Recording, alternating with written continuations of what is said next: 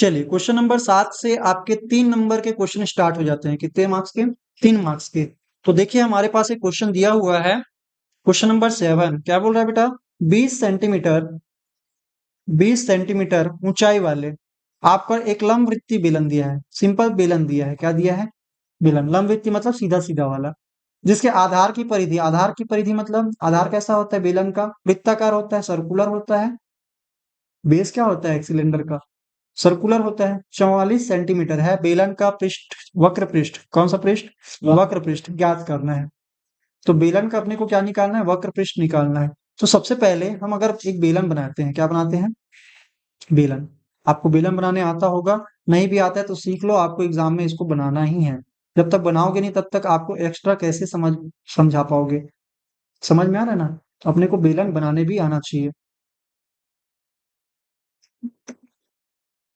लंबवृत्तीय बेलन का मतलब है ये जस्ट एक के ऊपर एक रहता है, इनके जो केंद्र होते हैं वो लंबवत होते हैं। अरे सीधा लकीर बन जा। ठीक है, चलो मैं कोशिश कर रहा हूँ सीधा बनाने की, आप लोग भी कोशिश कर लेना। ये क्या बना हमारा? बेलन बना। और बेलन में ये क्या कहलाते हैं? ऊपर और नीचे ढक्कन के ये क्या कहलाते हैं? केंद्र कहलाते हैं। केंद्र से ये त्रिज्या है बेटा, ये भी क्या है? त्रिज्या है। समझ में आ रहा है?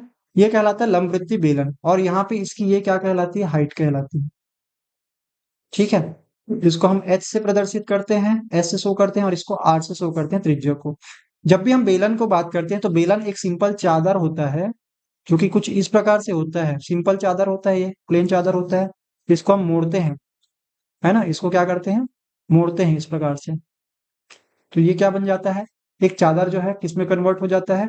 बेलन में। तो बेलन का ये जो लंबाई होता है और ये चौड़ाई होता है, तो लंबाई बन जाती है परिधि। क्या बन जाती है? परिधि। और चौड़ाई क्या बन जाती है? ऊंचाई बन जाती है। चौड़ाई क्या बन जा रही है? ऊंचाई। तो आपको ध्यान रखना है कि बेलन की परिधि मतलब लंबाई गुना चौड़ाई, इनको जब हम करते हैं तो ये इस आयताकार शीट का क्या निकलता है? क्षेत्रफल। तो जो क्षेत्रफल इस आयताकार शीट का रहता है वही क्षेत्रफल इस बेलन के वक्र पृष्ठ का क्षेत्रफल होता है। परिधि को हम बोलते हैं 2 पाई आर, वृत्त की परिधि 2 पाई आर, जहाँ पे आर क्या है? परिधि मतलब वृत्त की त्रिज्या है, और ऊंचाई को यहाँ पे हम शो कर रहे हैं एस से। तो लंबाई गुना चौड़ाई का मतलब क्या हो बेटा? 2 पाई आर इंटू एच। ये समझाने के पर्पज से था, बाकी यहाँ पे फॉर्मूला आपको याद रखना है। तो यहाँ पे दिया क्या है? एच बराबर इन्होंने बोला है क्या? 20 सेंटीमीटर ऊंचाई, तो इसको 20 लिख देंगे। 20 सेंटीमीटर। त्रिज्या दिया है क्या? नहीं दिया है, तो त्रिज्या की जरूरत पड़ती है, 2 पाई आर की जरूरत है हमको। आपको यहाँ पे लिखना है हल। सर ऊपर वाला चित्र बनाना है, आप चाहें तो बना सकते हैं, बढ़िया लगता है। सामने वाले टीचर को अगर आप बता रहे हैं ना फॉर्मूला भी कैसे आया, तो ज्यादा टाइम नहीं लगेगा मेरे ख्याल से, इतना ही टाइम लगेगा जितना मैं रफली बना सकते हैं, बिना उसके, है ना, बिना ये स्केल के भी बना सकते हैं। तो यहाँ पे हम बोल सकते हैं दिया है, क्या क्या दिया है? लंबवृत्तीय बेलन। बेलन का सिंपल लिख देना, बेलन की क्या दिया है? ऊंचाई दिया है।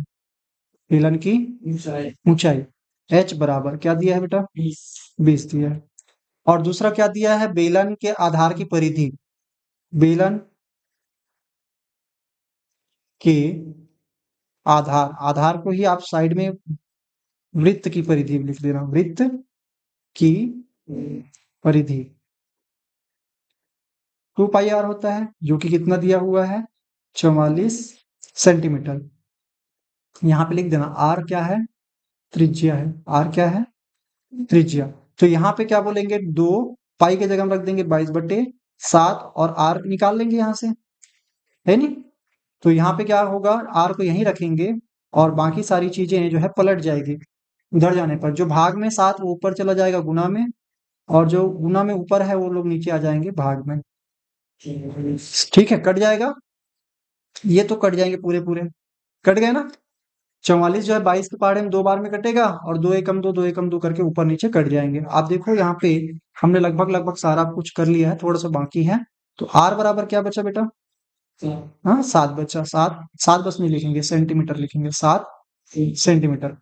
ये हमने क्या निकाल लिया? रेडियस निकाल लिया। जब भी इस प्रकार से आता है तो आपको ध्यान ये रखना है कि हमारा टारगेट क्या है। टारगेट के हिसाब से जो जो रिक्वायरमेंट वाली चीज है सारे को निकाल लेना है। अब मुझे निकालना है क्या? बेलन का वक्र पृष्ठ। बेलन का बेलन का वक्र पृष्ठ, है ना, कर्व सरफेस एरिया निकालना है, सी ए से निकालना है। तो यहाँ पे मैं क्या करूंगा, बेलन का वक्र पृष्ठ जो कि हमको निकालना है, तो ये फॉर्मूला होता है 2 पाई आर, आधार की परिधि गुना ऊंचाई, है ना, लंबाई गुना चौड़ाई एक तरह से। तो यहाँ पे 2 की जगह में 2 रहेगा, पाई की जगह में 22/7, आर की जगह में क्या रखेंगे 7, जो कि हमने निकाल लिया है यहाँ से, ठीक है, और एच की जगह में क्या रख देंगे 20, ठीक है। अब इसको हल कर लो। तो जो कटने वाला पार्ट है वो ये वाला है, 7 नीचे ऊपर में गुना है और एक नीचे में भाग में भी है, कट जाएगा। तो 22 का गुना होगा 2 से, तो 44, और 44 का गुना होगा, इनडायरेक्टली मैं बोलूं 2 गुना 22 गुना 20 बस बचा है, तो इनको गुना करेंगे तो ये हो जाएगा 880, क्या बोलेंगे, वर्ग। जब भी बेटा क्षेत्रफल की बात होती है तो वर्ग में वर्ग सेंटीमीटर होता है, स्क्वायर सेंटीमीटर बोलेंगे, समझ में आ रहा है। घन सेंटीमीटर तब बोलते हैं जब आयतन की बात करते हैं, मीटर सेंटीमीटर घन इकाई। तो यहाँ पे बेलन का वक्र पृष्ठ, अब आखिरी में और लिख लेना, ठीक है।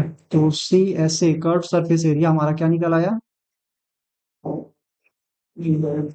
ठीक है, 880 वर्ग सेंटीमीटर। तो लिखेंगे अतः बेलन का वक्र पृष्ठ का क्षेत्रफल क्या है, आप पूरा लिखना ना, क्षेत्रफल कितना है 880 वर्ग सेंटीमीटर है।